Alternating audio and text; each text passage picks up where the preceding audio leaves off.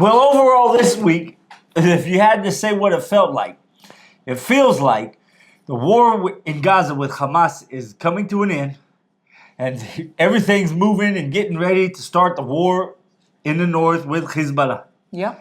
That's what it feels like. Yes. And it's the worst thing I think could happen. It's the worst thing that could happen for the future of the state of Israel is that. Let's talk about all that and why it's the worst thing that could have happened to the state of Israel and everything else.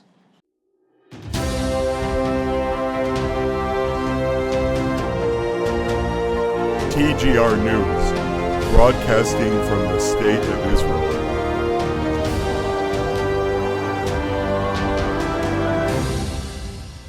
Welcome back to TGR News. Hello, hello. Well, we have to say thank you because it is just unbelievable how wonderful you guys are with the support you send and how it blesses the nation of Israel, the men, women, and children of the state of Israel. You are directly blessing, and it is such a responsibility. I always feel like I fall so short of expressing how important and how huge of a deal you are when you support these people. And it's just, I wish I had more talent to be able to express to you how important you really are and what a big thing you're doing here in Israel. Not only are you giving these people the food and nourishment that they desperately need, that they are not able to find for themselves, but you're doing it as believers in the body of Christ, which in itself is a beautiful and wonderful witness that only the love of Jesus could do. So praise the Lord for all of you guys. Thank you so much. I do not know how to say it better than that because it is such a big deal how much you help everyone here. So thank you.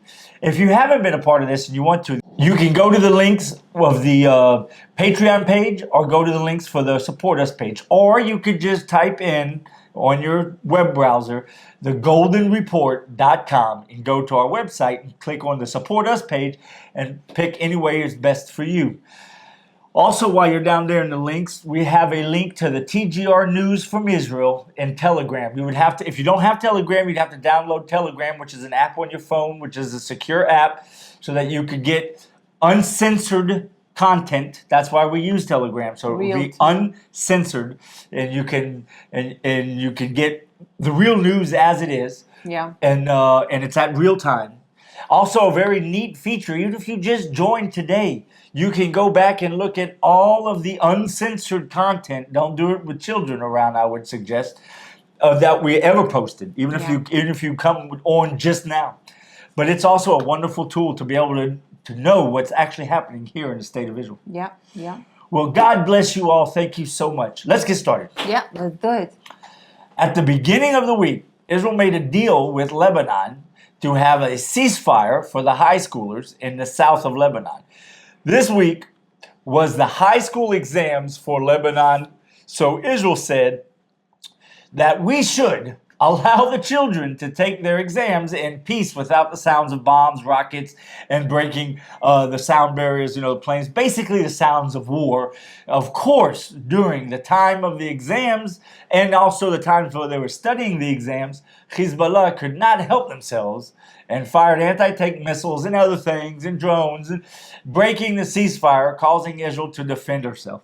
And the funny thing is it wasn't even Hezbollah that reached out and tried to make this deal. It was Israel who said, "Listen, we reached out." Yeah, to UNICEF. We did it with UNICEF actually, and try to help out the kids over there, and try, it just goes that in itself, just that tells you the whole story. Yeah. Well, Israel is always very human. Oriented, care for the kids, and all that. Make sure they pass their exams, and even just to think about it during a time of war, and willing to take that step. It just, like I said, that in itself tells the whole story. Yeah, that's why all this genocide, the core genocide thing, it's so ridiculous because it's the opposite with Israel. Yeah. During the same time, Kuwait as well as Canada pulled out their people from Lebanon. Even had a statement from Nasrallah that he left Lebanon and went to Iran. Altogether, 8 countries pulled out their people from Lebanon. If this wasn't enough to show that war is right around the corner, the U.S. deployed the Eisenhower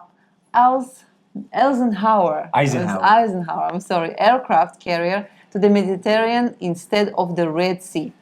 Everyone is getting ready for the war between Israel and Lebanon. That is true. It's in the air. You feel it. It's just here. Yeah, you know, in Israeli social media, you know, Israel is a very small country. Nothing happens in this country without everyone knowing. It's a combination of physically, geographically, Israel is a small country. Half of it isn't even inhabited, so that as small as it is, it's even half the size of that, right? And on top of that, it's full of Jews. Yep. So everyone is in everyone's business. I mean, it's just the way it is. Don't like it, don't be here. But if you're Jewish, you have to come here. Yeah, you know what they say. You have 2 Jews, you have 3 opinions. At least 3 opinions. I think sometimes I have by myself 3 opinions. But anyway, so nothing happens in this country without everybody knowing about it. That's why conspiracies and all this other stuff doesn't work so good in Israel. Everything gets out. But the thing is, what I was trying to say is talking about the feeling of the war coming. All over the social media here in Israel, you see always people driving in traffic and stuff and just seeing videoing these long convoys of military convoys, Israeli moving the IDF equipment up north, right? And you can tell there's a big movement going up north. And I made a comment about that here at the beginning of the video. It's the worst thing that Israel could do, and it is. And to be specific, going to war with Hizbollah is not the worst thing that Israel could do. We have to go to war with Hizbollah. The worst thing that Israel could have done, and that's what they did, is to make the world look like we had to get finished with Hamas, get done with that, and only then we were able to take care of Hizbollah. Because that makes it look like now Israel was not able to take care of 2 at once, which is a lie. We are able to take care of 2 at once. Just if you want some average numbers, first of all, the Iron Dome, the only place the Iron Dome was used, short range stuff, all that stuff that Hamas did, was down south. Up north is a whole different, it's not one unit, right? So Iron Dome can handle it all. That's a fact. Less than 8% of 100 and some odd thousand reservists. That's less than 8% of the Israeli IDF reserves, right? So we're talking about a fraction of what Israel is and has in military power was used with Hamas. So to make this so clear, look like, we had to finish with Hamas and then get started with Hezbollah, it's a bad move. Yeah, it's a bad move. It looks bad. It looks like we were scared. Yeah, you know? Yeah. And the military wasn't. The military, I know the military. I'm in the military. The military wasn't scared. And never for 1 minute did anyone in the military say, we can't handle both at the same time. Yeah. No, it was the politicians, the pressure from America, from Europe, from the UN, from this, from that, blah, blah, blah, blah, blah, all the other stuff. Yeah. But at the end of the day, the Arabs, the ones we have to deal with, the enemies, the ones that want to kill us all the time, our wonderful neighbors, that they don't think about all that. They just see, Israel couldn't do them both at the same time. Ooh, let's start making plans. Yeah. Like in 67, like in 82, like in, like all of them, right? When they jump in all together, right? Yeah, it's in the Middle East. It's a tough neighborhood. You have to show strength. Yes, you do. And that's the only way to survive long term. To prevent war. Yes. It sounds weird, but sometimes you have to fight now to have peace later. That's just the way it is. Yeah. Well, U.S. Top General Charles Brown, the chairman of the Joint Chief of Staff, made an important statement that we should all take a moment and think what was behind his words and why he made such an untrue statement. He said to Israel that if we go into a war with Lebanon, then Iran will most likely join in, and the U.S. will not be able to help in such a war. As if the U.S. military is not strong enough to fight Iran, not strong enough, not big enough, not capable enough to fight Iran and Hizbollah. By the way, not all by themselves, alongside Israel, right? So I mean, I'm sure you guys in America, I'm sure you have funny feelings about your chairman of the Joint Chief of Staff, basically head of the military, telling the world that your military can't take care of business. It's not strong enough to do so, right? Yeah. Must be pretty tough. Yeah. Yeah. That's it? That's what I have to say about this. That's it. I think it was really strange. Well, we know the Biden administration is extreme left, maybe, super extreme left, and is definitely not standing behind the state of Israel. But that's one thing. But to go so far to say that their own military is incapable, that's very strange. I think we all should take a moment and try to figure this one out. Israel is so grateful for the help that U.S. That's true, and we are. The weapon that they send us. That's true. And everything. But something is really, really wrong with the U.S. lately. We know it's the government, right? But it's really, something really bad going on. Yeah. And it affects the whole Middle East. It affects everybody. It's Biden administration and the evil council. We know all about it. Well, let's talk about Gaza. Yeah, let's go back to here. Let's talk about Gaza. What, 9 months now? Yeah. 9 months. Right now, Hamas and one of the big clans in Gaza, when I say clans, it's like these family gang members, right? Family, yeah. Big families. Like a They're tribe. Like gangs. Like a tribe. Exactly. Like a tribe. Yeah. That's a better way to put it. Yeah, like a tribe. In Gaza have begun an internal war about who will control Gaza after Israel pulls out. In my opinion, we are just about finished in Gaza, and the only thing left are the hostages that are still held, both dead and alive, as well as the 4 hostages from before the war even started. Yes, most people forgot all about them. Yeah. No one keeps talking, brings the 4 hostages that Hamas had before the war even started, and they had them for a decade. A decade they had them. Yeah. Around about a decade, yeah. Netanyahu is in a holding pattern because he cannot pull out until we have everyone home. Number one, because it's the right thing to do, not to come home, not to pull out until everyone. Number 2, because he's said it so many times, he can't go back on his own word. Yeah. Listen, you can see it in the news. You can see it in how the troops are moving. The IDF is done. It's done unless you want us to do like the only thing else you could do in Gaza is like make a line and just walk the whole thing from north to south, while also in the tunnels, and you'd have a lot of death doing that. But that's why no one's going to do nothing like that. But there's nothing else left to do. I mean, that was, you know. Right now, what IDF's doing, it's like a little raids.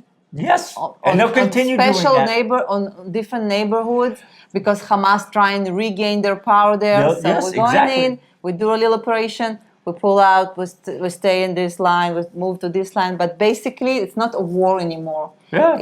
At least it's more like what they're always calling us, right? It's more of an occupation right now of the Gaza territory. Yeah. And that's what it'll stay as, and exactly what you said will continue. You'll have a military, my opinion, you'll have a military base and a military presence, the IDF presence. And when the opportunity shows itself, they'll take out another terrorist cell.